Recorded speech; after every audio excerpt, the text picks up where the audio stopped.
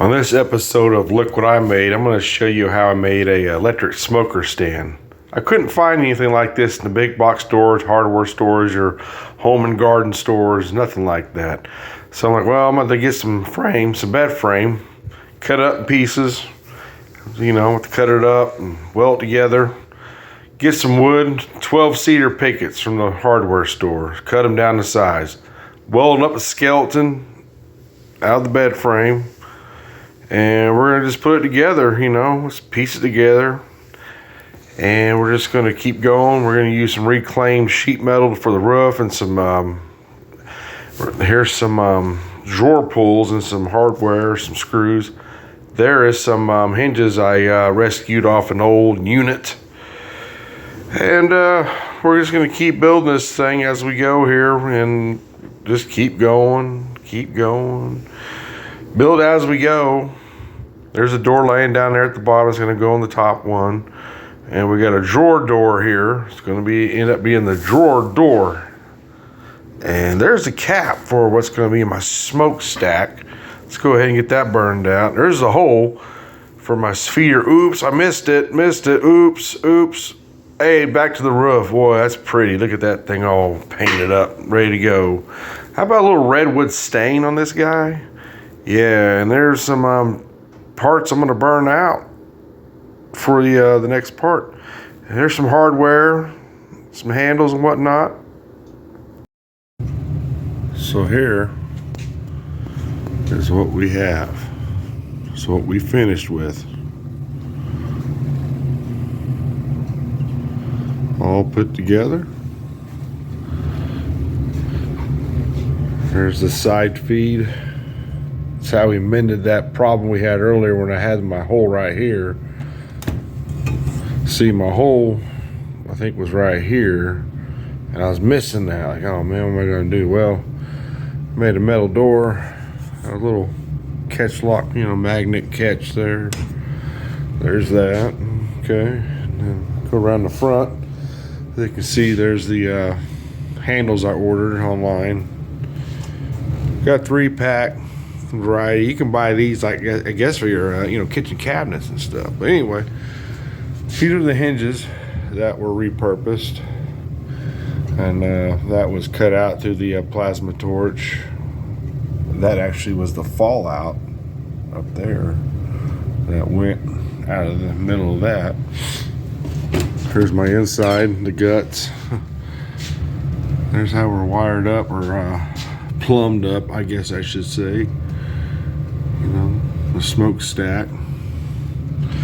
And I had some problems. I had some challenges here about some widths and stuff, like right here I had a problem. Once I got this squeezed in here, I'm like, man, I can't get that latch open over there. What am I gonna do? I'm not gonna rebuild this thing. Well, sometimes those challenges, I kind of like those challenges because that makes me do something like this.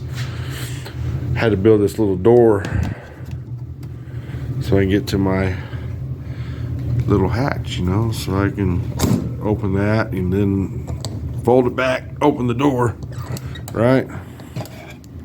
And here on top is that piece I was talking about. What is this piece? Well, it's a rain guard. That way it's at a slight pitch. That way the rain can that way the rain doesn't get in. I'm trying to keep the rain out. I mean, rain's going to get in.